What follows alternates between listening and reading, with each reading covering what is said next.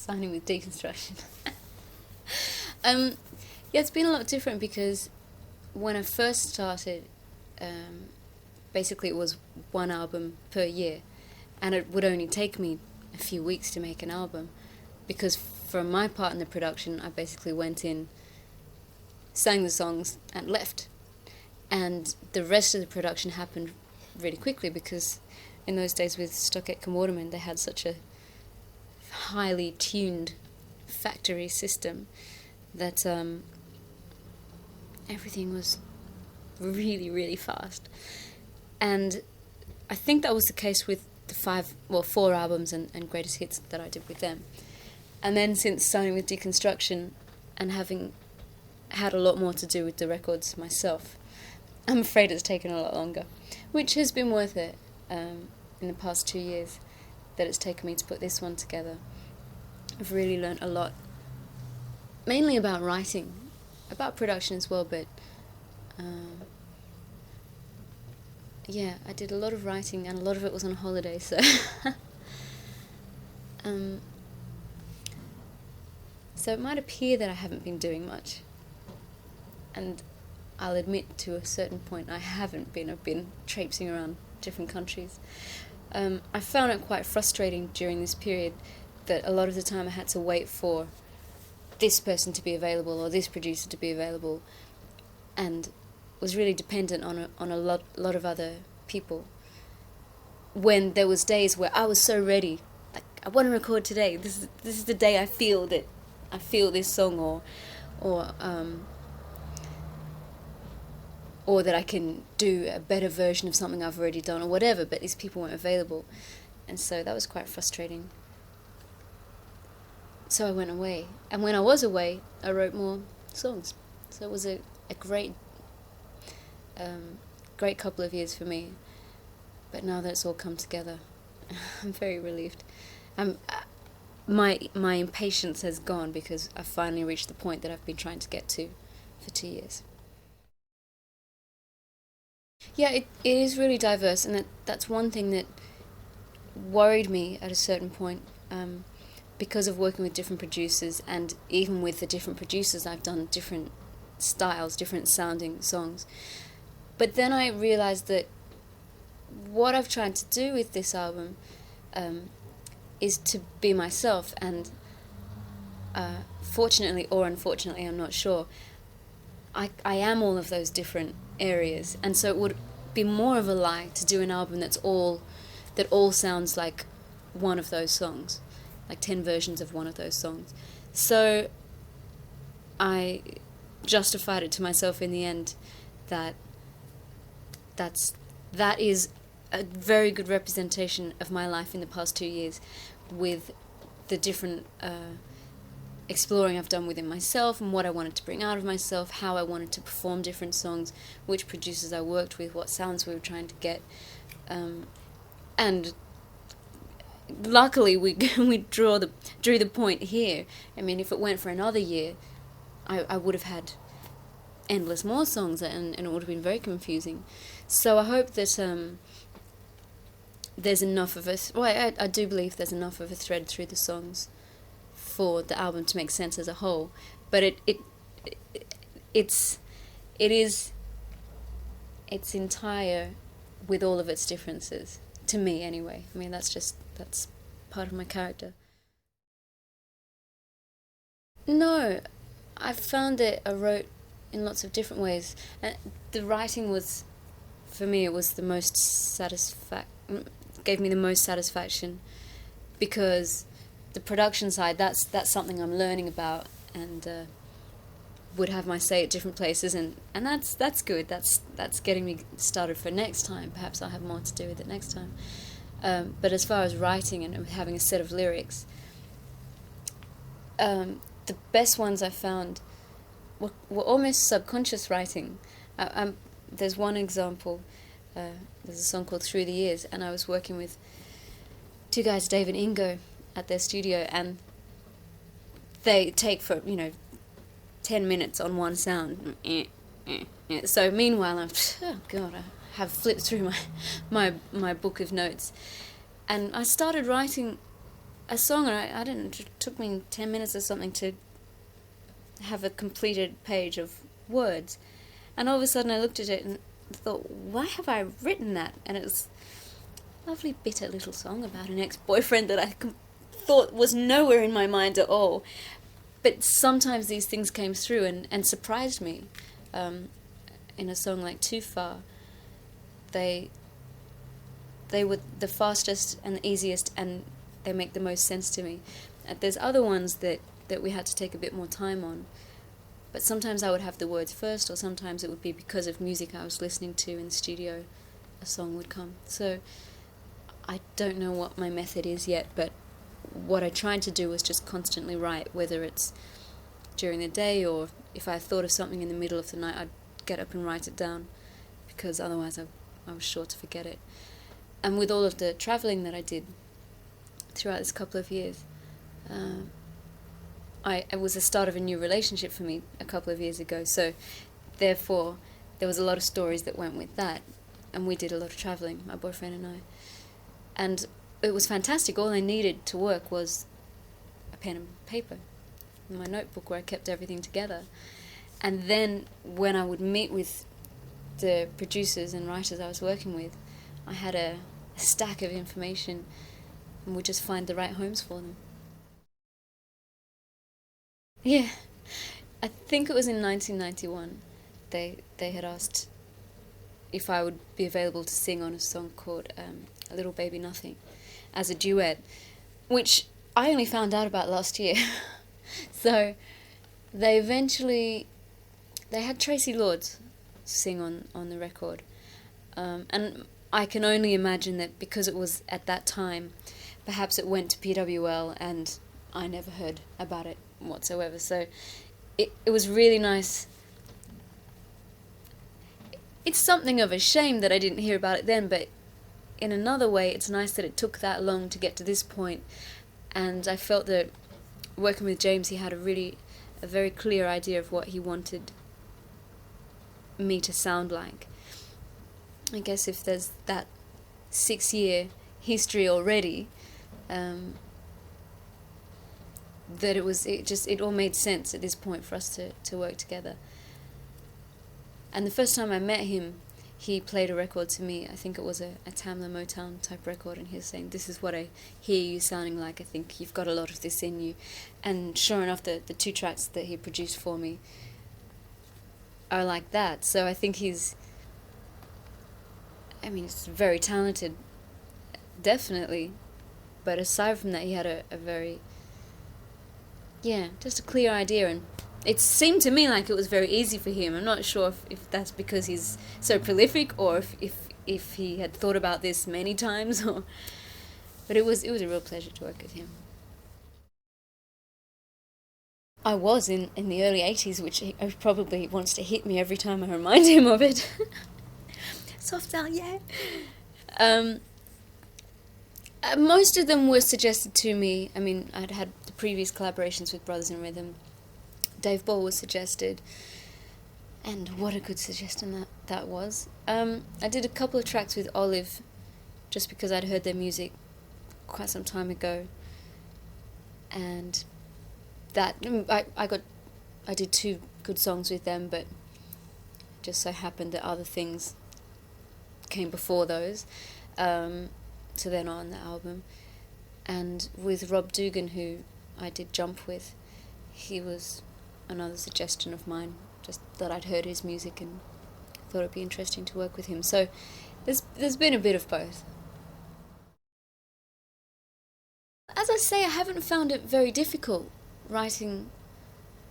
When I think of writing the song, my part is the lyrics and the melody, and for the most part they've come very easily.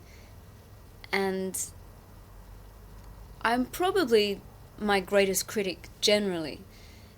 I've had a lot of good and bad critics over the years, and I'm sure there's many of both to come, but I'm very good at giving myself a hard time. But strangely enough, with a lot of the lyrics, I think because they came very easily, and in my mind they're very precise, like they make a lot of sense. Of course, I can explain them more to someone else, but I find that in explaining a set of lyrics, I tell a story, and it's like taking a big circle around to actually arrive to the same point and say the very same lyric, because that to me is a concise description of what I'm trying to say. So I'm not that critical of most of my lyrics. There's some where they're not as potent to me as others, but I can be very critical about my performance in a song, my belief in a song, because sometimes I should be a little less harsh on myself. So I'm like, no, go for it, believe in it. So I can be, but funnily enough with the lyrics, I've been fairly pleased with those.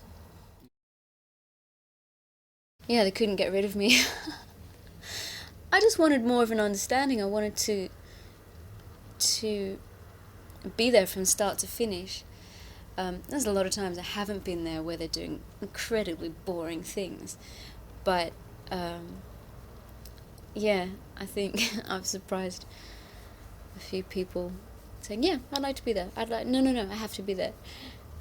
It's good. I find I normally arrive and then apologize and say, I'm really sorry, I'm going to ask very boring technical nerd questions, because I'm intrigued half the time as to how do you get that from there to there, and how do you change or distort this, or it's really interesting. Yeah, right. Twiddling knobs and watching lights go up and down. It doesn't mean I will do it again and again, but it just takes some of the mystery away. And when someone says they're going to do a cut in the studio, now I know I can picture where they go and how it's done, and what the possibilities are in that particular studio or in another studio. I think, all nuts that I'm storing for the future. No, not really. I like the idea that of working with someone who's a great producer, and the idea of a collaboration, because then you come up with something that you otherwise wouldn't have. I wouldn't be surprised if down the line I try some probably much smaller scaled songs myself. I don't know, it's not a great ambition, but I think it's more a result of my inquisitive nature. And because because I've given so much to this already, I care more about where it goes than anything else I've done before, I think. So yep, there I am. Yeah, here she comes again. Well, in that song it was a guy that Dave Ball had worked with many times before, and I can't think of what his name is now, but he was fantastic. And again, that's a time where I wasn't in the studio that day, but they said he's coming in. I was like, great, really want to watch him and hear him play. And I think what he did in the song was fantastic. Absolutely wouldn't be the song it is without his performance. Tracks like the James Dean Bradfield tracks, I was joking with him, saying, oh my god, every instrument's a real instrument. I don't think I've had this before. It was for me it was so different, and for most people it's probably where you start. Maybe not so these days, so much is done technically. But yeah, there's a nice mixture between the synthetic and the real instruments. It wasn't my choice, but I agreed it was a good choice, because I think it's been such a long time since I last had a single.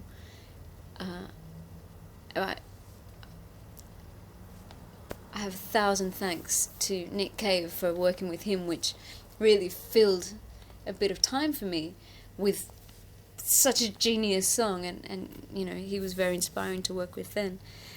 But as far as one of my own singles, it has been a long time. And so it's good to come out with something that's slightly unexpected. I don't want to... I would prefer that people were surprised, not shocked by the album. And probably going with this single is a good way of easing into that. The trouble is, if any one song, whichever one was chosen as the first single, there isn't one that's indicative of the whole album. So Some Kind of Bliss is a good start, especially with the connection with James Dean Bradfield, and I mean the very start of it to me always reminds me of the Stones, which is entirely unexpected from me. And between the two songs of theirs, Don't Need Anyone is probably a more obvious choice, but I think we're making the more interesting choice. Most of them are, yeah. That one, not so much. But most of them are pretty close to the bone, yeah. As I'm just trying to think which ones. Oh, so many of them. A lot of them have come from stories. But Don't Need Anyone was co-written with James, so that isn't entirely one of my little life stories. My mother's Welsh, so there is I am half Welsh. There's a connection. Slightly. I regard it with humour. There's a story behind that. There's a writer called Billy Childish who is a poet, and he had written in the front of one of his books a dedication to me, and he gave it to a friend who gave it to Nick Cave, who gave it to me. So this little book took a journey through different people and finally arrived at me. And the book was called Poems to Break the Hearts of Impossible Princesses. And as soon as I saw it, it just registered so heavily with me. Impossible Princess. I just liked the way that it sounded and the way that it moved as a couple of words. And I really liked the book of poetry. And that was given to me basically when I started working on the album. And one of the first songs I wrote was Dreams, based on Impossible Princess, which just kind of stayed as we had more and more and more songs. It was just hanging around, kind of near the bottom of the pile, but always had something to it. And as it only came back to the forefront, literally, in the last mile of the record, and it does sum up a lot for me. My friends will always say, endearingly but truthfully, that I am the girl on the show pony. In the circus, I'm the one posing and in the sequins and going around and under the spotlight. Not all the time, but there's such a part of me that is like that. So to me, that's along the lines of Impossible Princess. Sometimes my life feels so good that it's almost too much. It's like a joke. And sometimes it should be so good for all the reasons that are laid out, but it doesn't feel that way. So it conjures up a lot of truths for me, but mainly I think it's quite an ironic title. No, it's got nothing to do with the real princess at all. It's more like something imaginary to me. I mean, I say it's kind of imaginary, but as I've just explained, there's something that I relate to in it. And it's not really even a stab at myself. It's just I can look at it many different ways. Within those two words, I can see myself in different ways. Thanks to Billy Childish. And I really like the way that there's a story behind the book reaching me as well. It's not something I just saw in the bookstore, but that he had thought to give me one of his books, which was really kind. There's another man I'm slightly in love with, Nick Cave. That's somehow paralleled with James Dean Bradfield in that both stories and end results had a 6-year history. With Nick Cave, I had heard on a few different occasions from different friends that he was interested in working with me, and this was before this duet was finally recorded. So even I knew about it for a couple of years, and when people would mention it to me, it was a mutual friend of ours, I'd say, "Oh, that's great, yeah, fantastic." But I thought that something would come from that he would approach me, but I guess that's why he didn't, because he was waiting for the perfect song. And he's told me that he's written so many songs for me, and I'm so touched. I just think it's so amazing. And to culminate with Where the Wild Roses Grow, I couldn't have dreamt up a better scenario. And to have met Nick and to have become a small part in each other's lives. I didn't know too much about him before. I had to speed read his biography, mainly to give the writer a quote, but also I thought it was a good opportunity to really understand more of his history. And I'm so full of respect and admiration for him as a person and as an artist.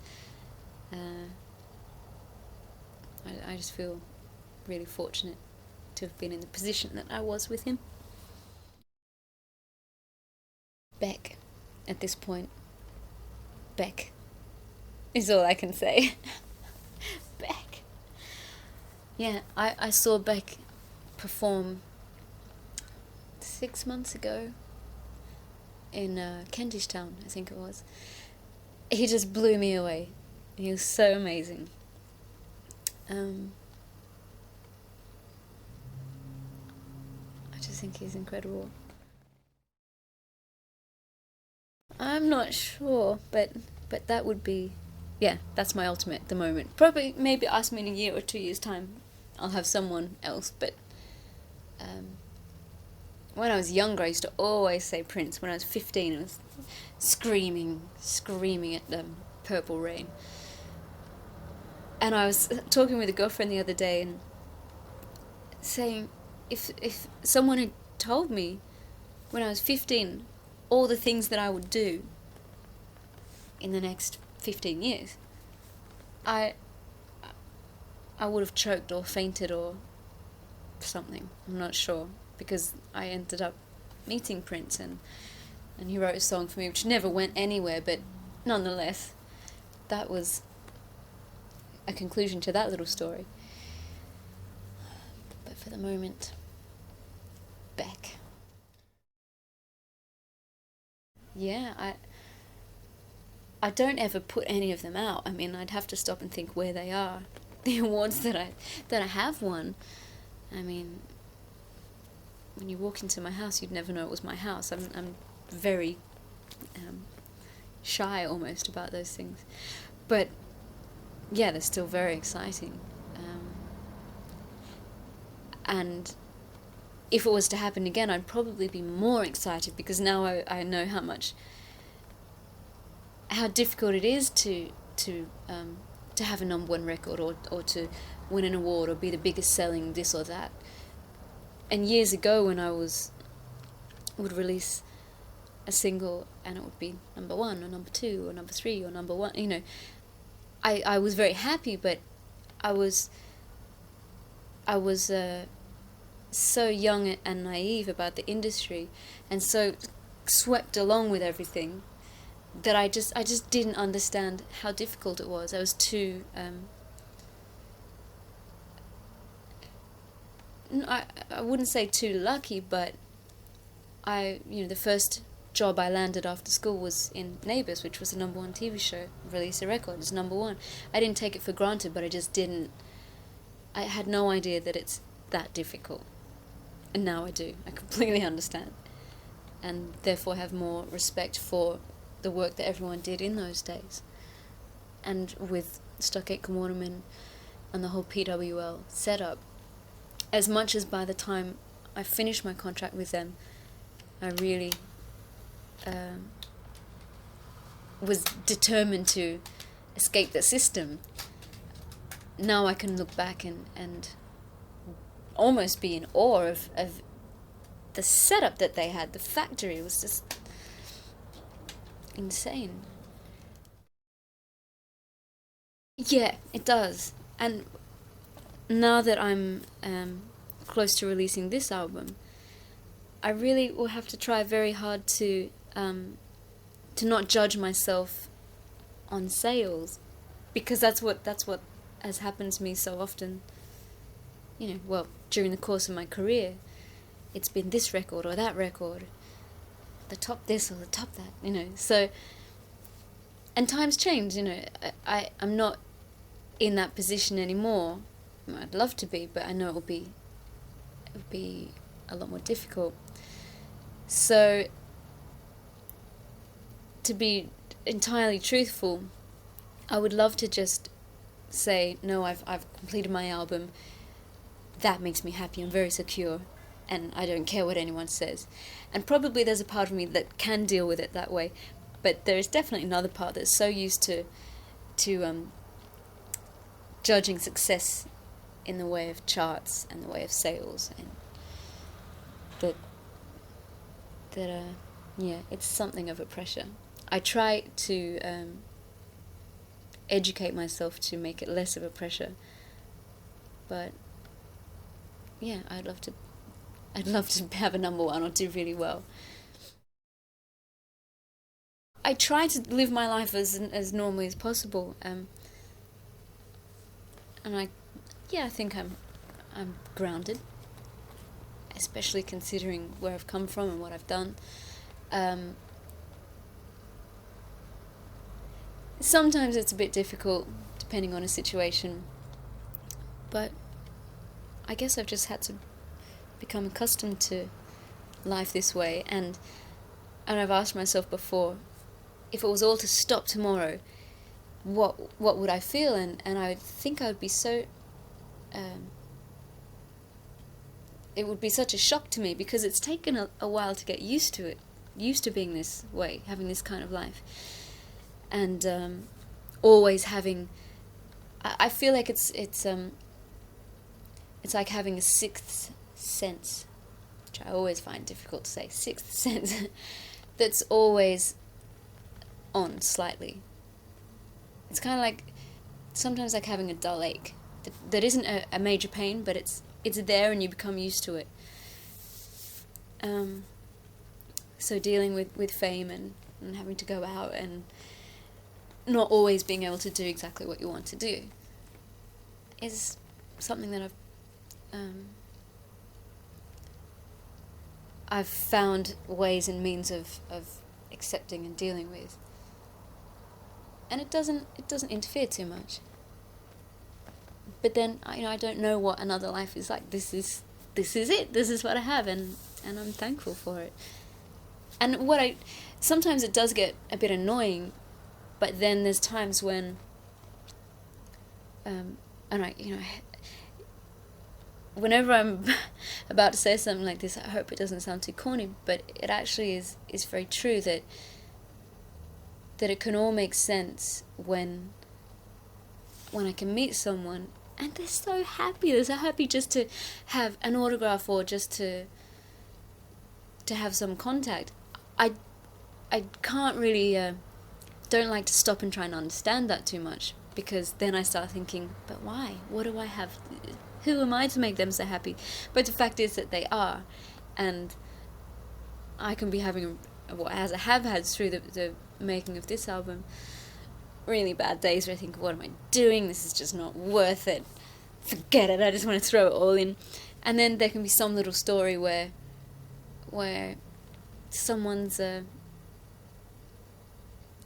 well, just like the example I gave where someone's really happy, and it's nice.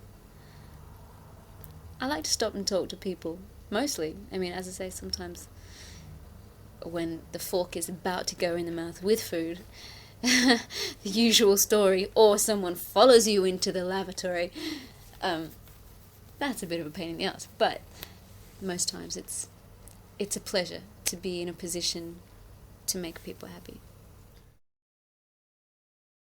Yeah, I did at one point. It wasn't so much from the people, that was from the press that I felt the most pressure at a certain point. That was probably around 1989, 90, something like that, where Neighbours was on twice a day, every day. There was, I had a single out every couple of months. There was so much of me everywhere that I guess there was no choice but for it to start annoying a certain sect of people. And I did feel trapped at that time, because even if I had wanted to stop and just kind of retreat into a shell and go, okay, so you've had enough of me, I'll disappear, I couldn't. I still had to turn up to work at 6:30 a.m. every morning and make the video for the next single. Like, there was no escape. And even if I didn't do any press, it was, the ball had started rolling, and there was no way to turn the goddamn thing off. You couldn't switch the sound off or the pictures off. So that's the time I felt snowed under by it all, because you really have no control. And the press, they had built me up to knock me down, as they do with a lot of people. I mean, it's an age-old trick for them. But I don't know how I would cope with it if the exact same situation happened to me today, being a bit older, but being 18, 19, it was really difficult. Yeah, very hard to understand why people could be so vicious and nasty. For what reason? I mean, there's a lot. I think I felt at the time there's a lot of other reasons and things to write about in the press than me. I mean, get a life, go and write about something important. Spare time. If I have spare time, I tend to either go away. I mean, that's my greatest luxury, is to get on a plane and fly somewhere. Just to get away from London, normally, as this is my base. And it's a great place to be based. I mean, I can go wherever I want relatively easily. Or I will just allow myself time to be in my home and enjoy home life. I think for most people that travel a lot, it's really hard to make your home a home, because you're only there for a short amount of time. And sometimes it's difficult to settle in and then make changes that you want in your place and be organised enough to have your dinners and all of that kind of thing. So I'm one extreme or the other. Go into my home or far away from it. Possibly, yeah. For solitude, I would go to the country or something like that. Actually, I found myself in a cemetery yesterday with a couple of girlfriends. We all had a bit of steam to let off, and we were all annoyed about something. We said, right, let's go to the cemetery. And we were so calmed so quickly. Just down the road from here. I always go blank on this question. I always think, damn, what have I got in my CD? What am I listening to? I'm actually quite bad with those kind of things. I listen to the radio generally if I'm travelling from one place to another in a car. Go to the record store every so often. Mainly the new music I hear is from friends. will say, hey, this is great, you should listen to it. So I guess, to be very general, of late I've listened to a lot of material from Mo Wax or Source Lab in France. The Eels, The Verve, Finley Quay. Who else do I have at the moment? Yeah, Prodigy, Chemical Brothers, all the most recent people who've done really well. Serge Gainsbourg, been listening to a lot of him as well. I don't have any immediate plans to tour, but I look forward to doing a tour because it would be a great thrill for me to perform songs that I've written. I've never done that before. And also, a couple of years ago, I performed at 2 of the festivals here in the UK, and that was a really good learning experience for me because tours that I'd done years ago were very showy, and I would have been scared to death about just being on stage with a band, and that's it. And that's what I did at the festival, because obviously you have no other choice, that's it. There is no sound check, there's no special lights, there's no stage design or major set design, and they went pretty well. So that's given me a new slant on performing live, so I don't feel like I have to keep moving and doing this all the time and entertain everyone and do cartwheels and all of that, but find a medium between the two of them. As I say, I wouldn't be able to help myself. I would have to do something, something showy. It's just too embedded in my nature. But I wouldn't feel obliged to. I do it because I wanted to, not because I felt that I would lose people's attention if I didn't. I have done. I really like making videos.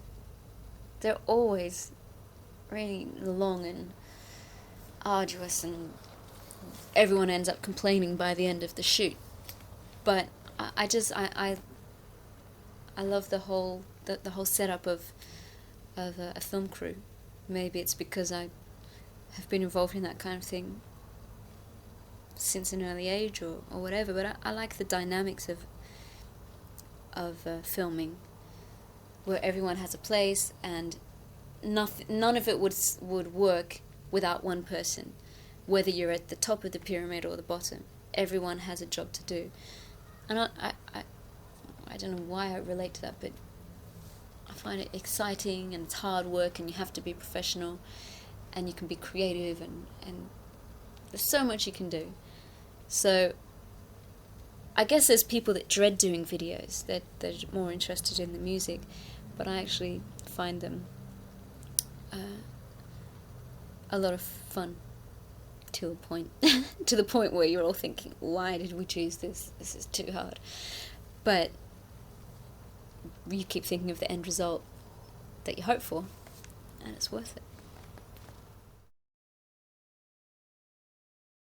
I wrote Too Far very quickly and in a very bad state. It comes from where it sounds like it comes from, I think. The first lines are, caught up in this house, trapped my very own self in the snare of my mind, which is exactly the way that I felt. And I wrote the song, I had to leave my house. There was just too much in my head and in my house. And so I walked down the street to the cafe that I go to a lot and just started writing. It was the only way I could get... I think I was angry and I was hurt and all these like really nasty emotions that I just had to escape. I needed some air.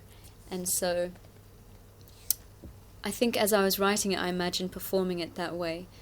And in the verses, let me think, the verses are the way that I felt quite claustrophobic and, couldn't find a way out. And then in the choruses is probably what I wanted to let out more. It's just like, help me, this time I've gone too far. So that was a nice form of release, and yeah, it doesn't really sound like anything I've ever done before. Cowboy style.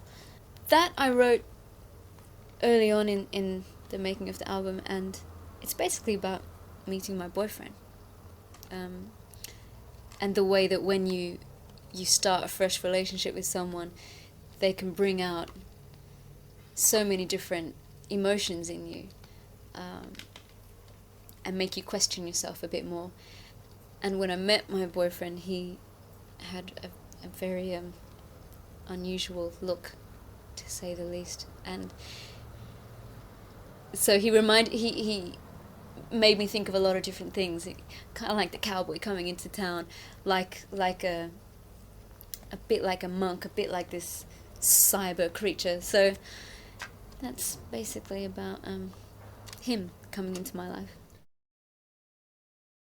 Some Kind of Bliss was written by James Dean Bradford and myself, and he had a couple of pages of lyrics of mine, or words of mine, and he took half of the song from one set and the other half from another set and put them together, which I found interesting because it's something that I wouldn't have done, because in my mind they were two separate things, but they actually do work together. And to me it's about being able to not necessarily shut your eyes and feel that someone's there, but the way that if you're close with someone, whether it's your lover or your best friend or your family or whoever, the ability to feel like they're with you when they're actually millions of miles away, that it's very reassuring. And it happened to me at one point, and I found myself smiling to myself. One of those very cheesy things that you think, you'd see it in a movie and think, oh God, please stop it. But those things happen, and they're reassuring. Did It Again is basically I'm telling myself off in this song, and I have, whereas some of the songs are from my heart or my gut or from my head. This one I really feel like it's just a little voice on my shoulder.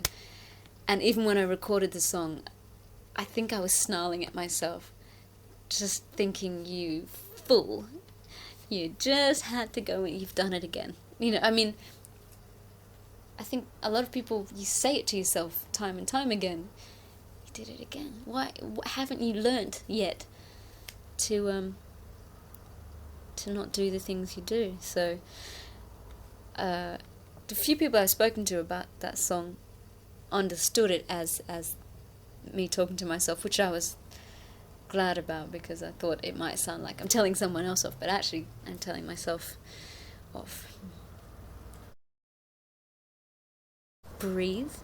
I wrote Breathe in Japan. It's I think at that time I felt very still and restrained and quiet, but actually there's a lot going on, and that's typical of me. Someone might say, what's wrong? If a lot of people, if they're upset or angry or any of those things, will bring it out. But me, I keep it quiet. My girlfriend says to me, you don't realize how loud you are when you're quiet. When I'm silent, she says, the thunderclouds can just roll over. And I think it was a point like that where I keep saying I'm thinking about it all, and that's just typical, where be like, what's wrong? I'm thinking.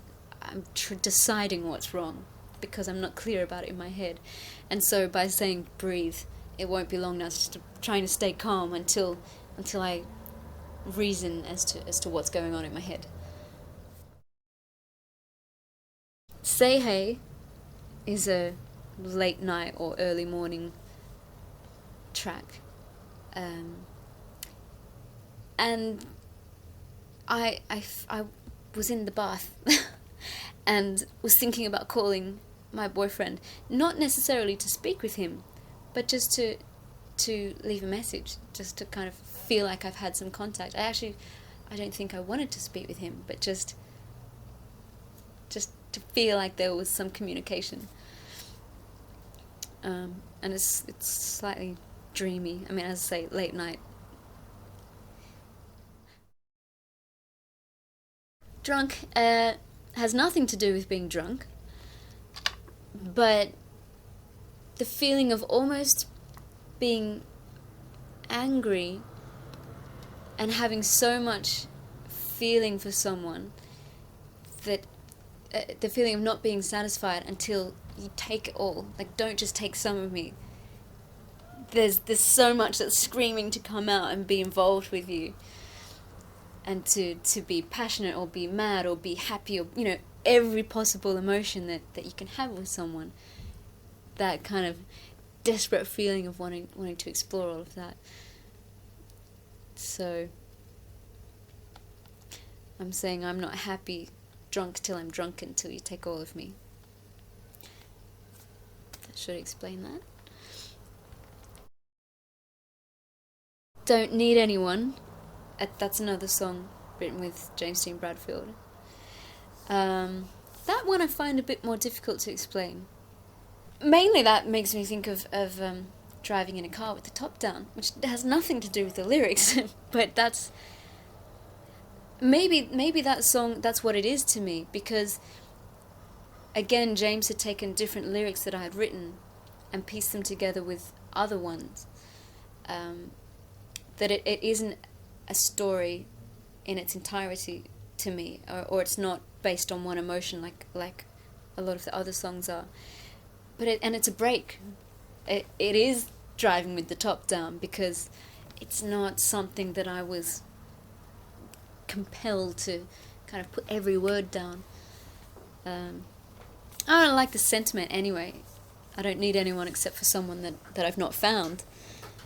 It's knowing that there's someone there, but at the same time you can do perfectly well on your own, which is something I truly believe in. And with relationships, it's nice. It's wonderful to be with someone, but you don't need to be with someone. And people are there at different times in your life when you both need each other. Jump, I wrote with Rob Dugan, and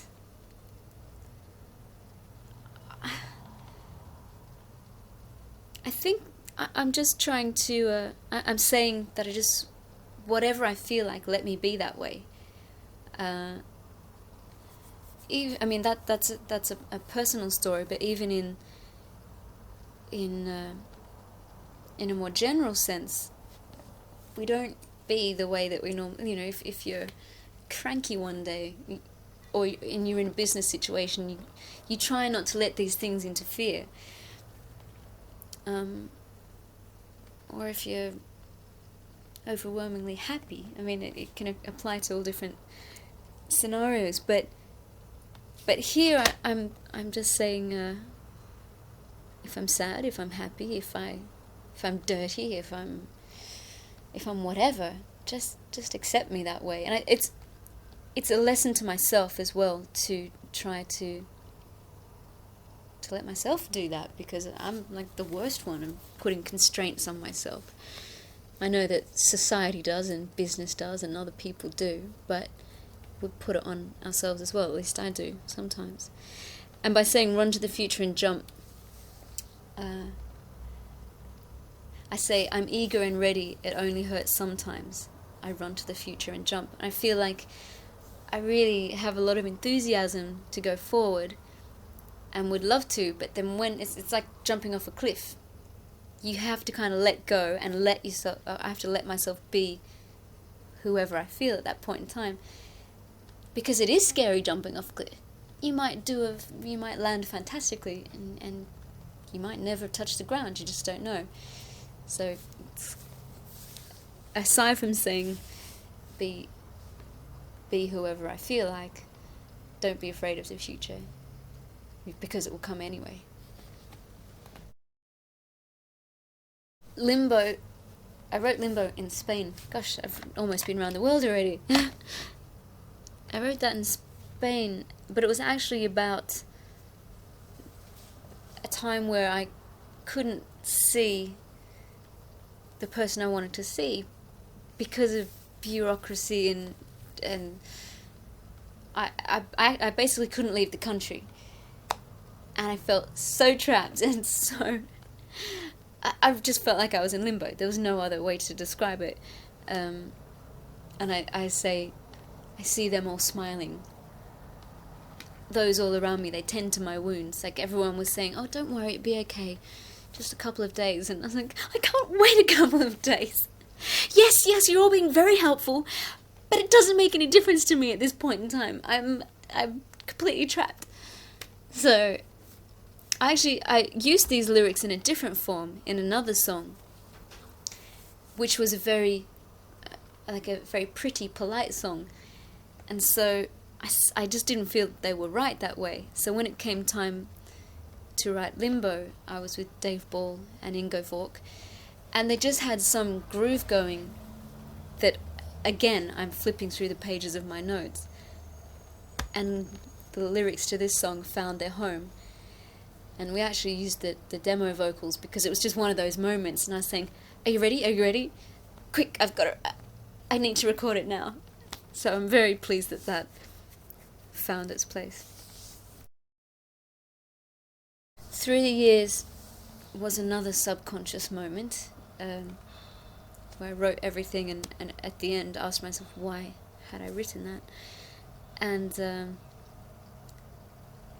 to me it's self-explanatory. It's about a time with someone and my feelings about it at the moment.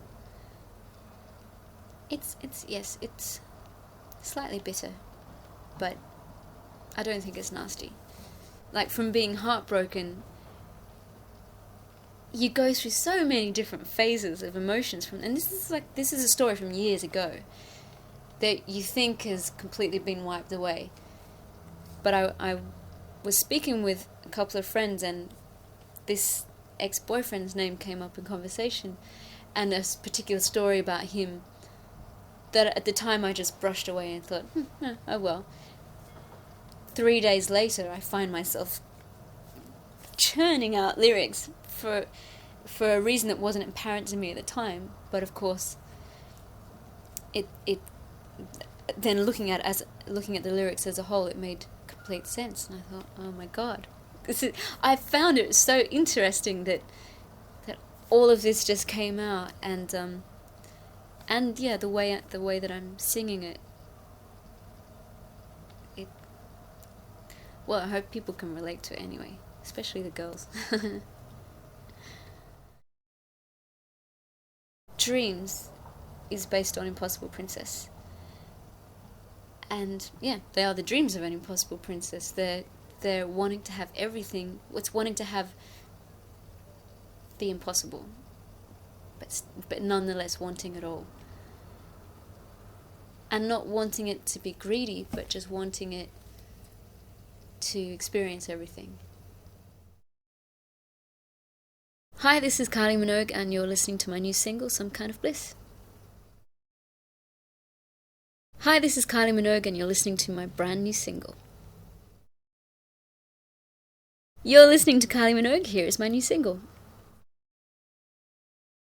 Hi, this is Kylie Minogue, and here's my new single, Some Kind of Bliss.